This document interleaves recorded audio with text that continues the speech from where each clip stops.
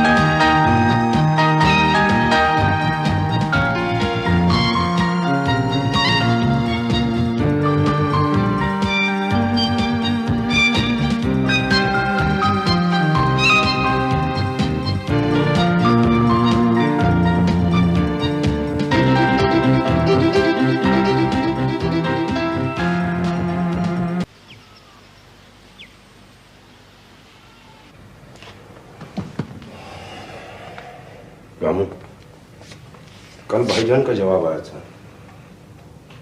वो मुझसे मिलना चाहता है। फैज अहमद खान बड़ा समझदार आदमी है। यहाँ आने से पहले वो मेरी बेटी को घर ले जाएगा। वैसे खान,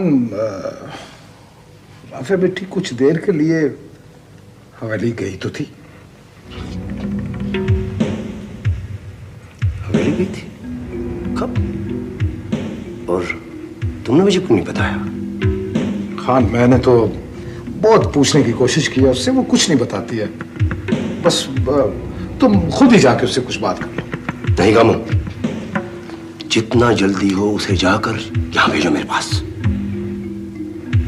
खान, वो यहाँ अब नहीं आना चाहती।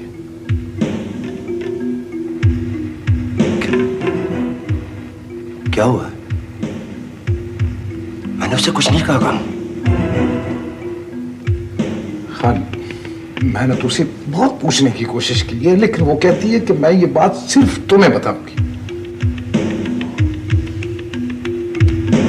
ठीक है,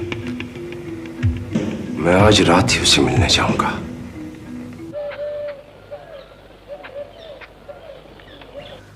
तुम्हें बाबा जान ने जैसे समझाया है वैसे ही करना बेटा।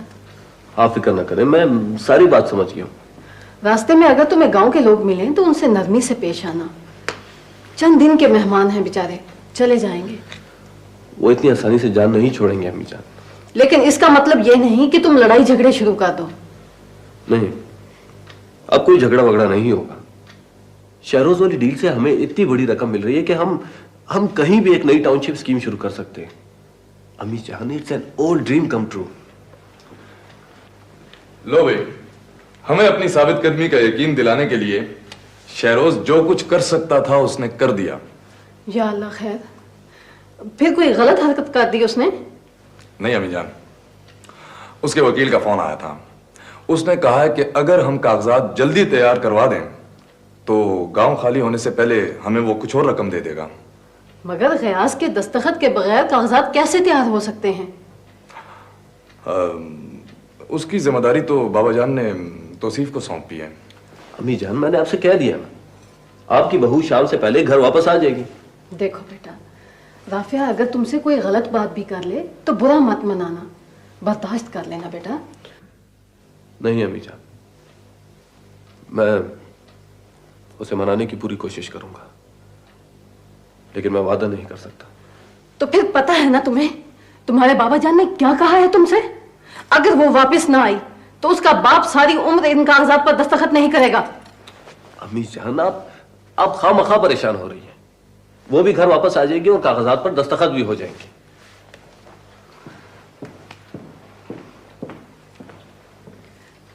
दानियाल, तुम इसके साथ चले जाते, ये फिर उससे लड़ झगड़ के आ जाएगा।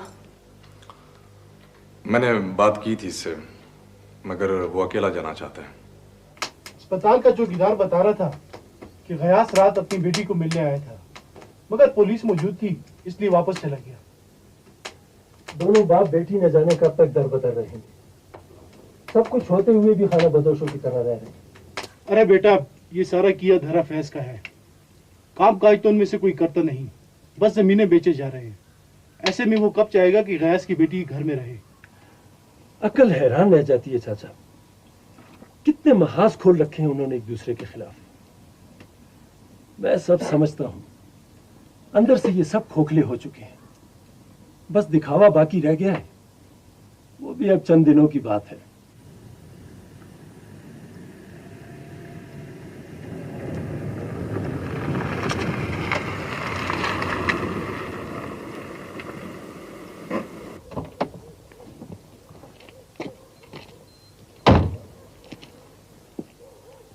करमू चाचा जरा बात सुनना। आया खान जी।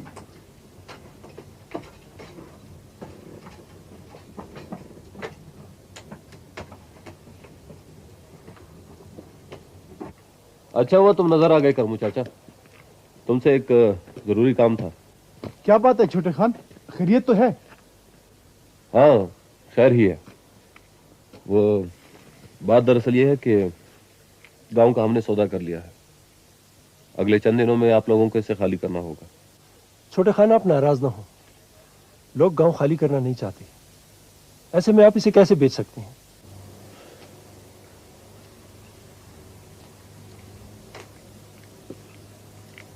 गांव में से कभी किसी ने किराया दिया है जो आज वो इसे खाली करने से इनकार कर रहे हैं?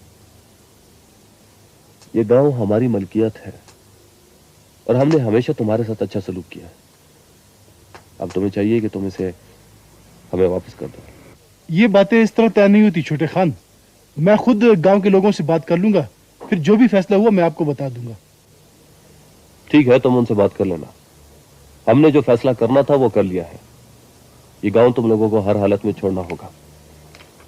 और हाँ, उन्हें यह भी बता देना कि इस मसले में आखिरी बात हमारी होगी। आखिरी बात किसकी होती है, इसका फैसला आपने नहीं हमने करना है। देखो, मैं तुमसे ज्यादा उलझना नहीं चाहता, इसलिए कि तुम अब हमारे मेहमान हो। बेहतर यही होगा कि तुम सीधी तरह हमारी बात मान जाओ, वरना मुझे दूसरे रास्ते भी आते हैं। मेरी बात सुनते जाओ छोटे खान, इस गांव में कोई भी ऐसा रास्ता नहीं है जो मुझे मालूम ना हो। तुम जिस रास्ते से भी आओगे मुझे अपने सामने पाओगे।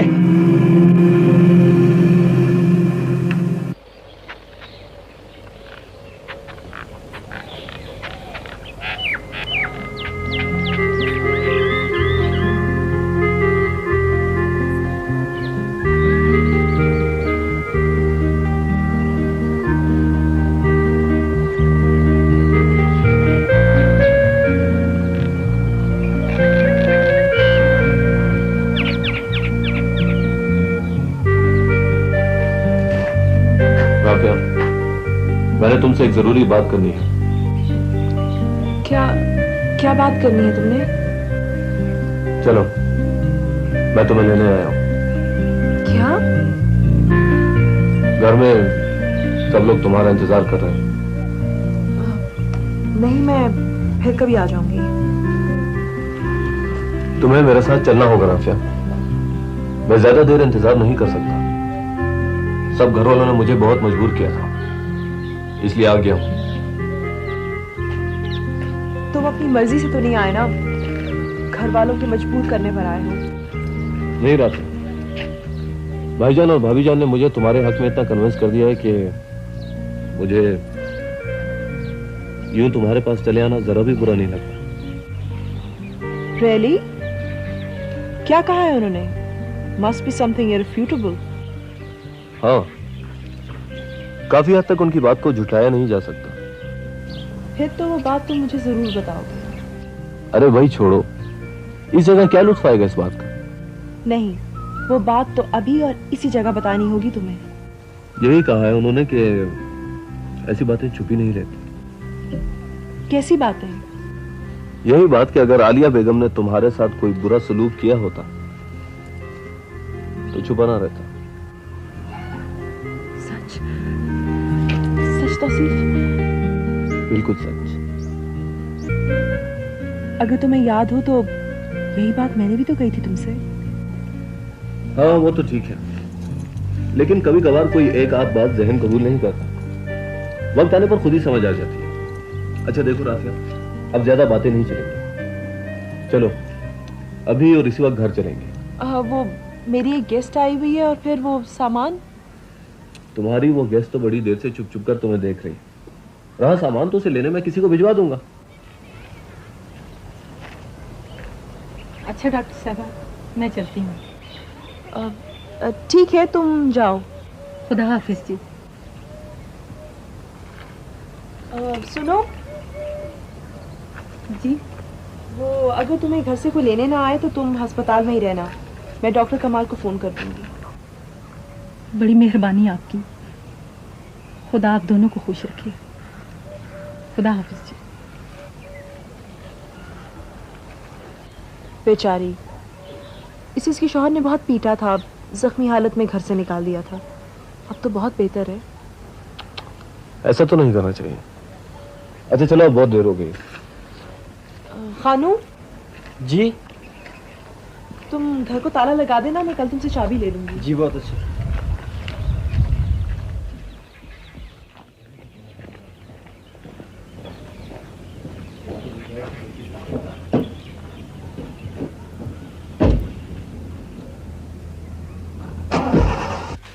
जब से सुरैया का फोन आया है गांव में जी ही नहीं लगता, लेकिन क्या करूं, अब यहां से निकलना इतना आसान भी नहीं रहा। यहाँ कौन से ऐसे काम हैं जिनकी वजह से तुम शहर नहीं जा सकती? मेरे होते हुए तुम्हें यहाँ की फिक्र नहीं करनी चाहिए। तुम्हारा जब जी चाहे चली जाया करो। अब वो वक्त नहीं रहा वाजिद। पिछली मर्तबा शहर से आते हुए कयास के आदमियों ने मेरी गाड़ी पर गोलियों की बौछार कर दी थी।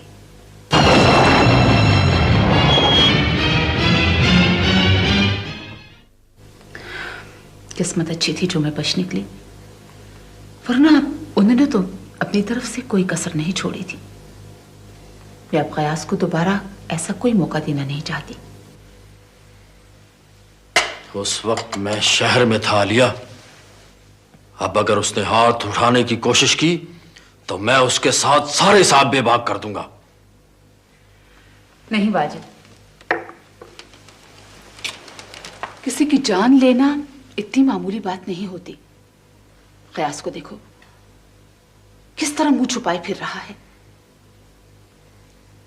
मेरी जिंदगी तो उसने वीरान कर ही डाली, लेकिन आज उसकी अपनी बेटी भी उजड़ चुकी है। मैं दुश्मनों को मौत नहीं, इस तरह की सजाएं देना पसंद करती हूं। तुम्हारी यही बातें मानते मानते तो मैं अपना आप भूल गया हूं। आलिया, कभी तो मुझे अपनी मर्जी पर चलने दिया करो। बुरा मत मानना वाजिद, तुम अपनी मर्जी से अक्सर गलत फैसले करते हो। आखिर बर्दाश्त की भी कोई हद होती है। उनके हाथों हमारे घर तक महफूज नहीं, और इधर तुम मेरे हाथ रोक रही हो। जल्दी की कोई जरूरत नहीं, मुझे शहर से वापस आ लेने दो। उसके बाद टूटे हुए घोंसलों में बैठी हुई दोनों फाख्ताओं में से जो भी तुम्हें पसंद आए मार गिराना। अब मैं ज्यादा बर्दाश्त नहीं कर सकूंगा। अब मेरी जिंदगी पहले जैसी नहीं रही। जानती हूं। और देखो, इस मर्तबा तुम शहर अपनी गाड़ी में नहीं जाओगी। अब दोबारा ऐसी कोई गलती नहीं होगी।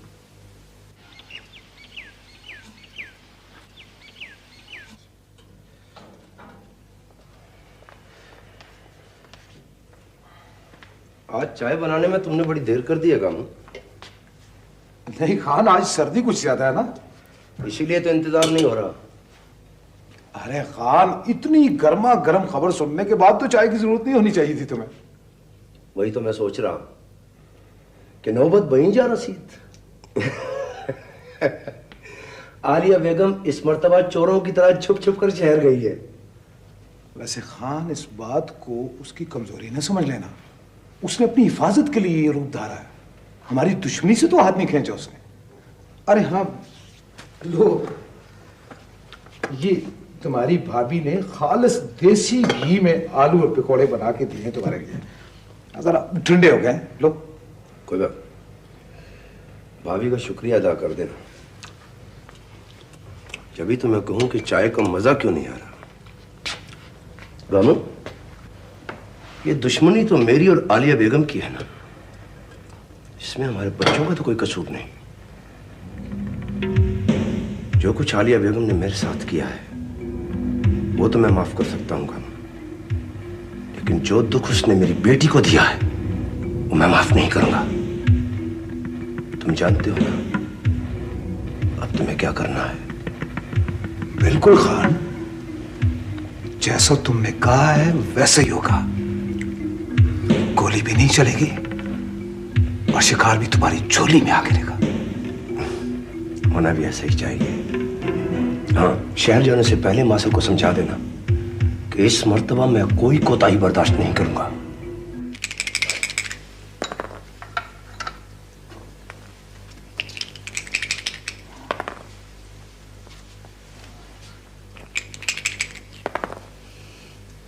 अभी कुछ ही देर में तुम्हारी अम्मी पहुंचने वाली है और तुम दोनों ने ये कमरे का क्या हशर बना रखा है।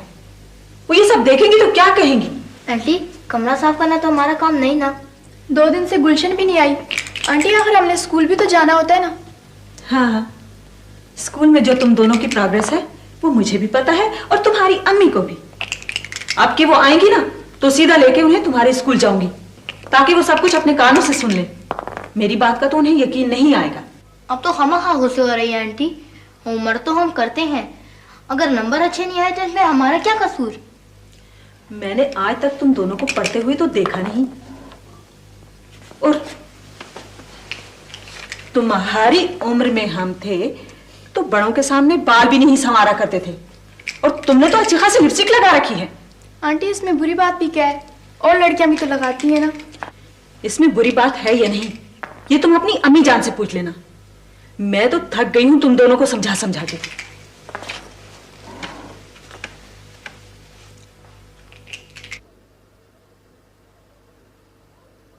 मैंने तुमसे कहा था मैं एक बहुत बड़ी दावत करना चाहता हूं। राफे और तौसीफ घर वापस आ गए। अगर खुदा ने मुझे किसी खुशी के काबिल समझा है तो मैं इस खुशी को सबके साथ मिलकर क्यों ना मनाऊं। मगर तुमने कसम खा रखी है मेरी एक ना मानोगी। बाबाजान, आपकी बात ना मानने का हम तसव्वुर भी नहीं कर सकते हैं। तो फिर दावत का बंदोबस्त क्यों नहीं किया जा रहा? सफिया बेगम, तुम्हें याद है अब्बा जान मरहूम घर में मेहमानों को बुलाने के बहाने ढूंढा करते थे। खामखा हर रोज दावतें हुआ करती थी। हाय हाय, मगर एक मैं बदनसीब हूं, लोगों से मिलने बैठने को तरस गया हूं।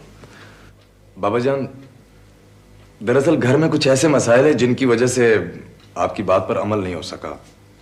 क्या मसाइल है? राफे और तौसीफ के घर आने के बाद क्या मसला बाकी रह गया? और अगर कोई है तो मुझसे छुपाया क्यों जा रहा है? दरअसल मेरी अपनी ये कोशिश होती है कि छोटे मोटे मसाइल आपको बताए बगैर मैं हल कर लिया करूं, लेकिन क्या करूं, कभी कभी मैं खुद भी बेबस हो जाती हूं। बेबस हो? अब्बा जान मरहूम कहा करते थे सैलाब गुजर जाने के बाद बंद बांधने से कोई फायदा नहीं होता। मगर तुम्हारी तो आदत है, पानी सर से गुजर जाता है तब मुझे खबर करती। देखिए, ऐसी कोई बात नहीं, कुछ समझने की कोशिश करें। अभी कल ही राफिया ने कहा है कि जब तक उसके बाबाजान वापस नहीं आ जाते वो किसी तकरीब में शिरकत नहीं करेगी। क्यों? पहली बात तो यह है कि यह बात उसे मुझसे करनी चाहिए थी।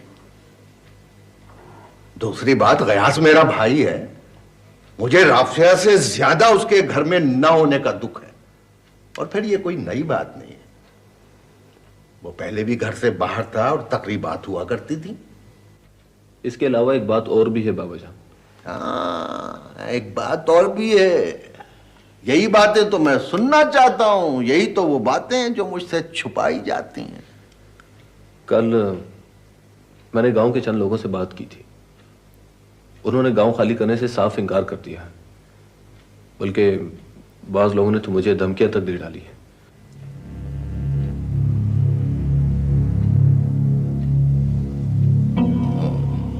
मगर मैंने तो तुम्हें पहले भी कहा था कि उन लोगों के मुंह ना लगा करो। बाबाजान, अगर उन्होंने गांव खाली ना किया तो हमारे सारे मंसूबे खाक में मिल जाएंगे। कैसे खाली नहीं करेंगे बहू? अब्बा जान मरहूम कहा करते थे, जो शहद से मर जाए उसे जहर देने की जरूरत नहीं होती। तुम देखो तो सही मैं उनका क्या बंदोबस्त करता हूं। मुझे ये बात बहुत अरसा पहले कर लेनी चाहिए थी, मगर मैं डरती थी कि तुम माइंड कर जाओगी, इसीलिए खामोश रही। इसमें माइंड करने की कौन सी बात है? कभी ना कभी तो तुमने ये बात करना ही थी। बुरा ना मनाना आलिया, भूख से मुकाबले को मैं दानिशमंदी नहीं समझता, इसलिए मजीद तुम लोगों का इंतजार मैं नहीं कर सकता था। ओफो, अभी थोड़ी ही देर की तो बात है, बच्चे स्कूल से आते ही होंगे, फिर इकट्ठे खा लेंगे खाना। अरे भाई क्या करती हो, बच्चे आएंगे तो उनके साथ भी खाना खा लेंगे। इससे तो अच्छा था आज आप ऑफिस से छुट्टी ना ही करते। सुन लिया तुमने आलिया, इतनी छोटी सी बात का इतना बड़ा इशू बना दिया इसने।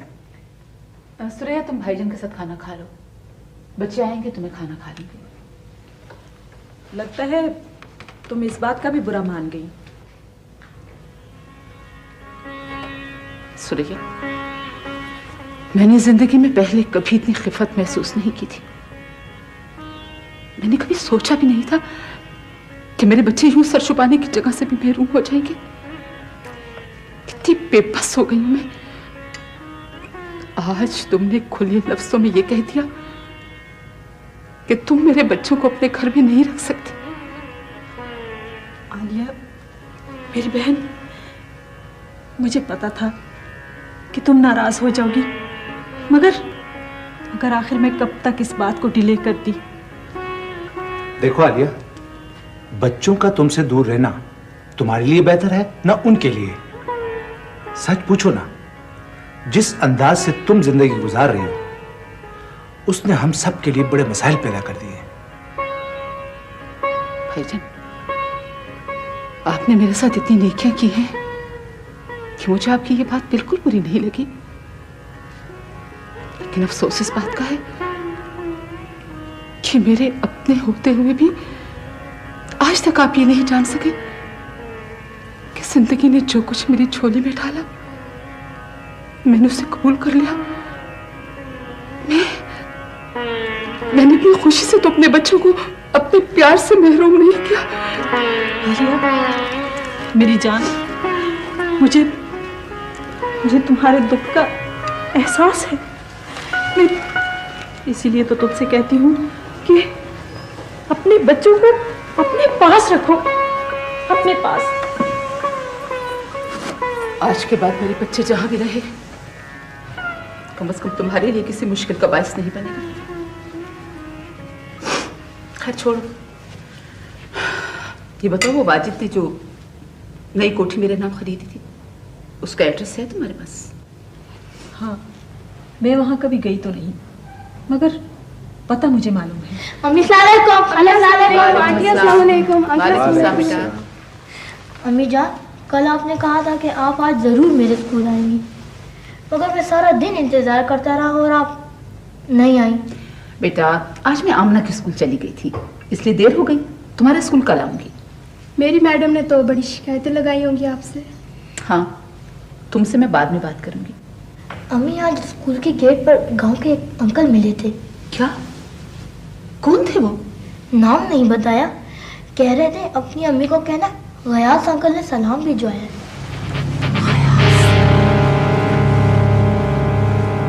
बेटा, आइंदा कभी किसी अजनबी से बिल्कुल बात नहीं करना। अच्छा, और क्या कह रहे थे वो? यही कि वो फिर आएगा।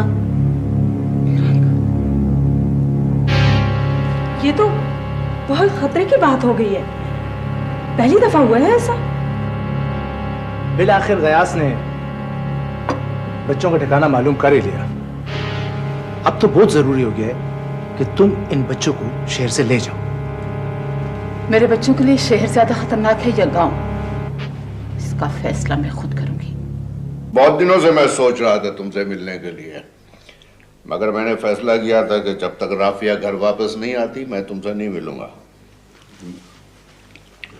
मुझे यकीन था भाईजान कि आप इस मसले को हल कर लेंगे।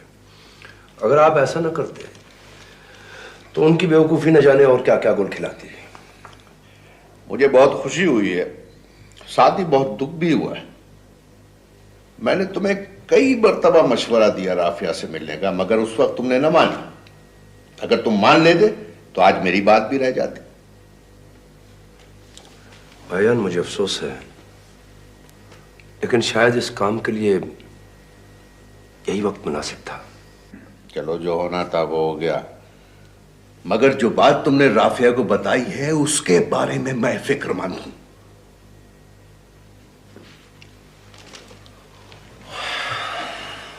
हाँ भाईजान, मैं आपसे कुछ नहीं बताना चाहता था, लेकिन मैं मजबूर था। बेटी ने पहली बार कोई जिद की थी, इसलिए टाल न सका। ये तुमने अच्छा नहीं किया कयास।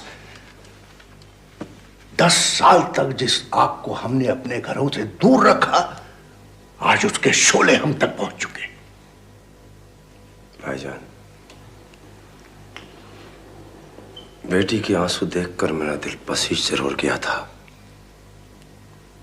लेकिन अभी मैं इतना कमजोर नहीं हुआ कि अपने घर तक आप पहुंचने वाले आग के शोलों को बुझा न सकूं। इसीलिए तो मैंने कहा था कि राफिया से तुम्हारी मुलाकात मेरे सामने होनी चाहिए। अगर ऐसा होता तो ये नौबत ना आती।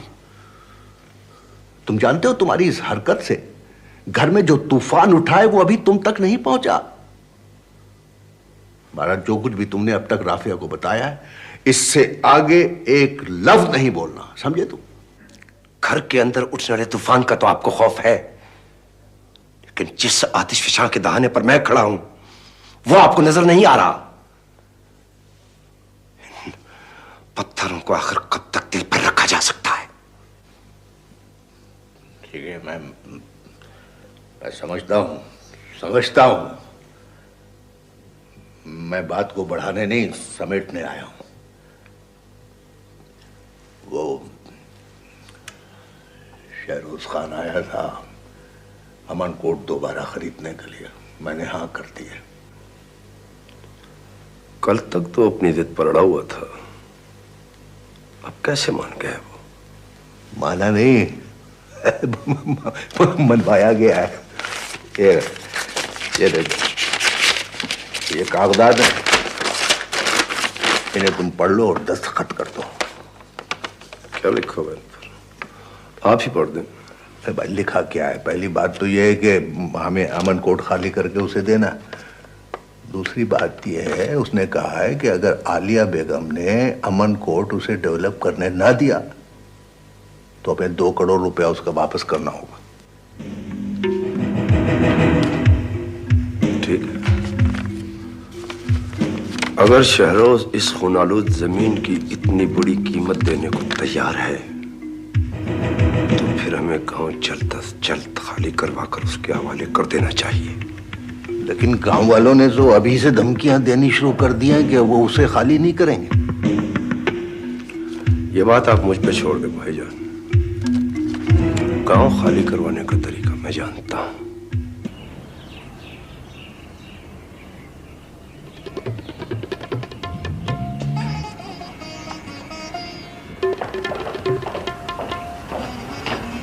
जी, ये बीवी आपसे मिलने आई है। किससे मिलना है आपको?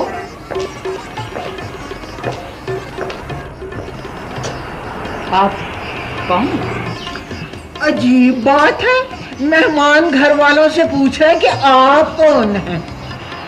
मैं मेहमान नहीं, मालकन हूँ इस घर की। मालकन? लगता है बहुत बड़ी गलतफहमी हुई है आपको। मुझसे कोई गलतफहमी नहीं हुई। तुम बताओ, तुम लोग कौन हो और मेरे घर में क्या कर रहे हो? पप्पू, अरे पप्पू, इधर आओ तो जरा। अम्मा, क्या बात है? अरे, इन्हें तुम जानते हो? नहीं तो। ये इस घर की मालकन है। इस घर की मालकन है? ये क्या सुन रहा हूं मैं?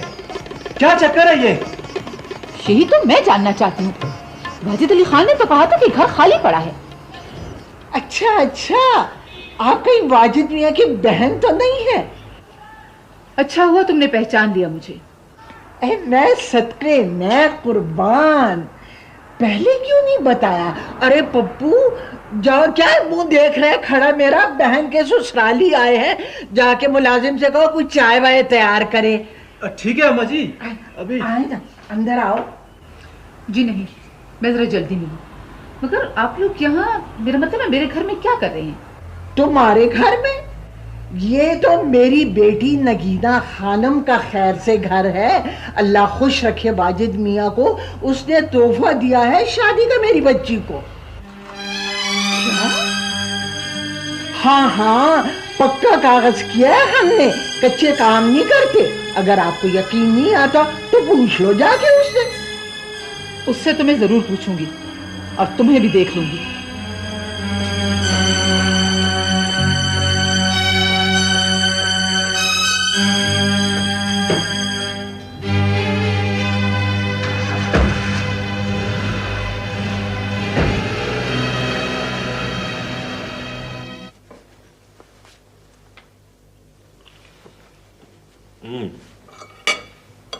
कुछ देर पहले बाबा जान ने सबको बुलाया था, तुम कहाँ थी?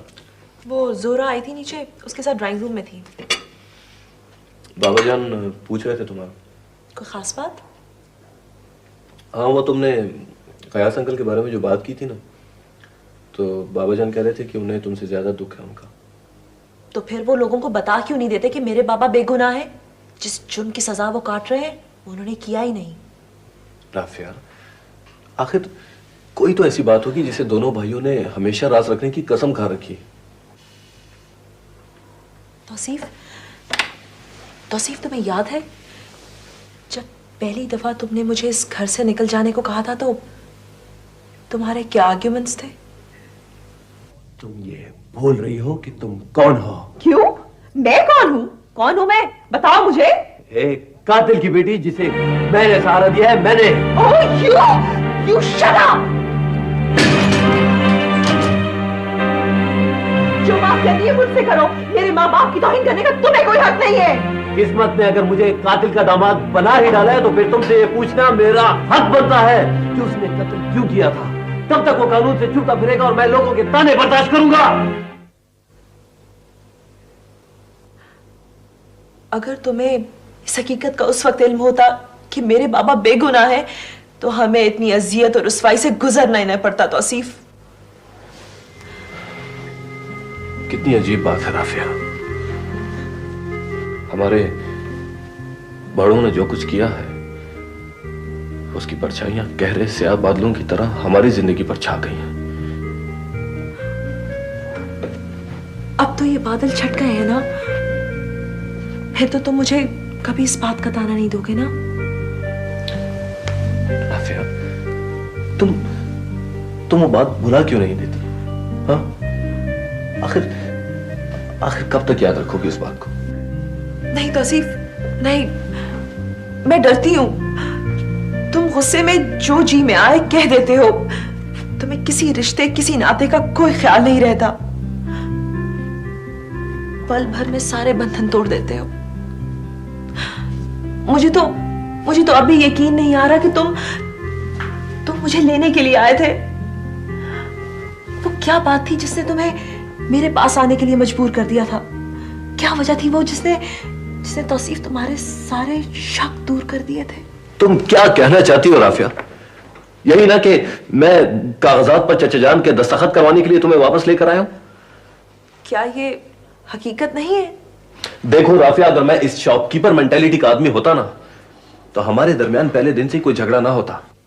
अगर ये सच है तो फिर तो तुम्हें मुझे बहुत पहले लेने के लिए आ जाना चाहिए था तौसीफ। राफिया, तुम्हें तुम्हारे किए की सजा भी तो देनी थी ना,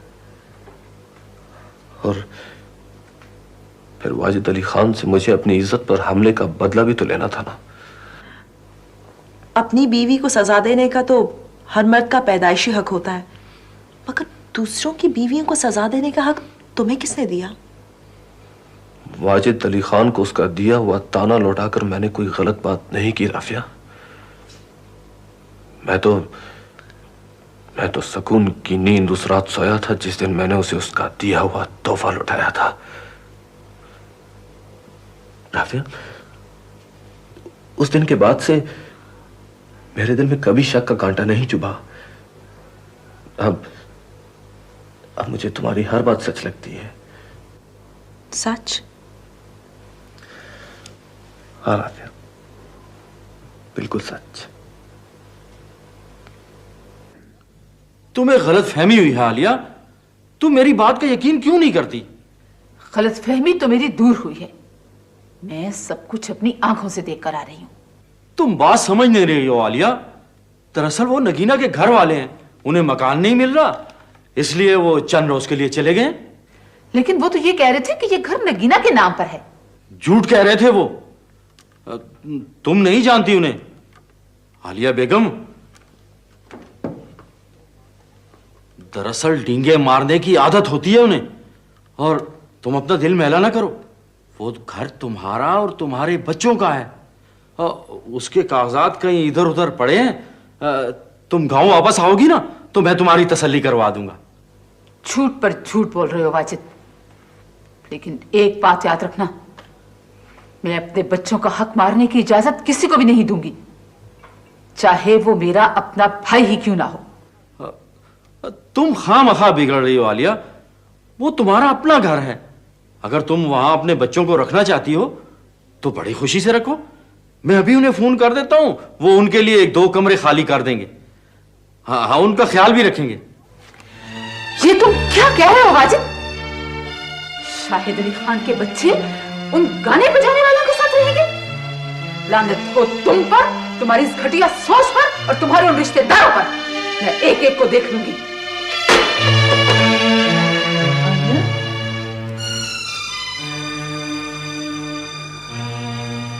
देखो, वाजिद ने ये हरकत पहली दफा तो नहीं की। तुम्हें मैंने कितनी बार समझाया था, लेकिन तुमने मेरी एक भी सुनी है? प्लीज सुरैया, मुझे थोड़ी देर के लिए तन्हा छोड़ दो। 10 साल से तो तुम तन्हा रह रही हो, और तुम्हारी इसी तन्हाई का फायदा उठाकर वाजिद अली खान ने पूरा 1 करोड़ रुपया हथिया लिया है तुमसे। और तुमने क्या पाया?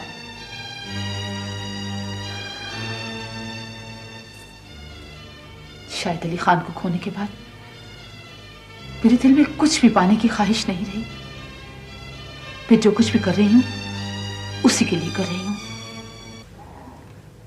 तुम इतना जल्दी वापस क्यों जा रही हो? 2-4 दिन ठहर क्यों नहीं जाती? मैं तो तुम्हारे बुलाने पर आ गई थी, वरना तुम्हें पता है इन हालात में मेरा शहर आना मुमकिन नहीं था। आलिया, मैं तुम्हारे बच्चों की भलाई चाहती हूँ। उनके हालात तुम खुद देख चुकी हो। इस वक्त उन्हें तुम्हारी जरूरत है। मैं ये सब बातें जानती हूँ सुरैया, मुझे तुमसे कोई शिकायत नहीं है। मैं सोच रही हूँ कि जल्द से जल्द गाँव चली जाऊँ और वाजिद से बात करके शहर वाली कोठी खाली करा के बच्चों की रिहाइश का बंदोबस्त कर दूँ, और बच्चों की हिफाजत के लिए 1-2 आदमी मैं भेज दूंगी शहर गली। तो क्या तुम्हारी तरह तुम्हारे बच्चे भी बंदूक के सामने जिंदगी गुजारेंगे? तुम्हें क्या हो गया आलिया, तुम समझती क्यों नहीं? अम्मी, अगर आपकी बातें खत्म हो गई हो तो हम आ जाएं? हाँ बेटा, आ जाओ। अम्मी, हमें आपकी बातें बिल्कुल पसंद नहीं। महीनों के बाद आती है, फिर भी हमें वक्त नहीं देती, और आंटी के साथ छुप छुप कर बातें करती रहती हैं। नहीं बेटा, ऐसा नहीं कहते। जिन बातों का बच्चों से कोई ताल्लुक ना हो वो बच्चों के सामने नहीं की जाती। अच्छा, तो हमें इतना ही बता दें कि वो गयास अंकल कौन है जिन्होंने आपको सलाम भेजा था? बेटा, मैंने आपको पहले भी कहा था कि वो अच्छे आदमी नहीं हैं। और हाँ, आइंदा कोई आदमी भी तुमसे मिलने की कोशिश करे तो किसी से बात मत करना। अम्मी, हमें पता चल गया है कि आप हॉस्पिटल में भी रही हैं और किसी ने आप पर गोलियां चलाई थी। जानी, तुम्हारी अम्मी गांव जा रही है, और जब कोई सफर पे जा रहा हो तो उसे परेशान नहीं करते। अम्मी, आप गांव मत जाएं, कहीं फिर कोई ऐसी बात ना हो जाए। नहीं बेटा, अब ऐसा कुछ नहीं होगा। सुरैया, सामान गाड़ी में रखा दो, मैं शाम से पहले गांव पहुंच जाना चाहती हूँ।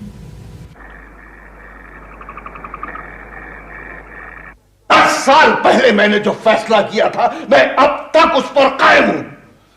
तुम लोग मुझसे ये तवक्को न रखो कि मैं तुम्हारी जिद में आकर अपने मुंह से वो राज उगल दूंगा।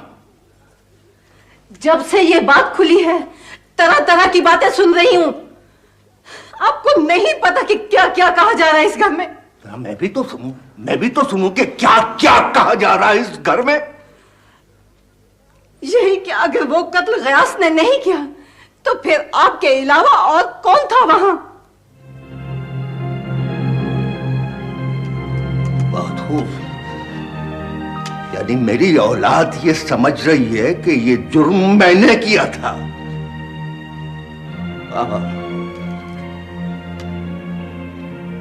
अगर तुम लोग ये सिला दे रहे हो मुझे मेरी कुर्बानियों का, तो मैं किसी और से क्या उम्मीद कर सकता हूं?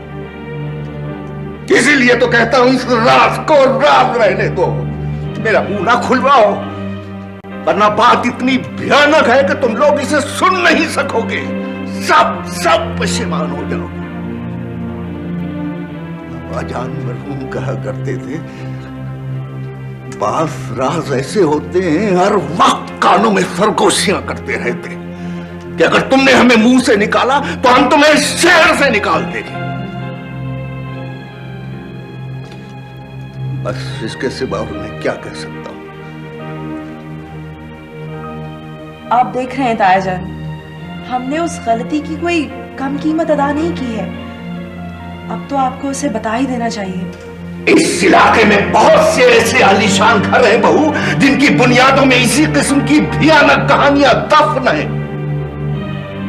उन्हें तो कोई कुरेदने की कोशिश नहीं करता। कौन अपने सामने अपने घर को गिरता हुआ देखना चाहता है? बाबूजान, ये घर हम सबका है और इसे हम कभी गिरने नहीं देंगे। आप भरोसा करें, आपका ये राज हमारे पास अमानत होगा। नहीं, जब ये अमानत मेरे पास नहीं रह सकी तो तुम्हारे पास भी नहीं रह सकेगी। तो आप ये चाहते हैं कि मेरे बाबा कभी लौटकर इस घर में वापस ना आ सके? शायद उसकी किस्मत में यही लिखा है। नहीं तायाजान, नहीं, मैं ये दाग उनके माथे से मिटा कर रहूंगी। तुम ऐसा नहीं करोगी राफिया, तुम ऐसा नहीं करोगी।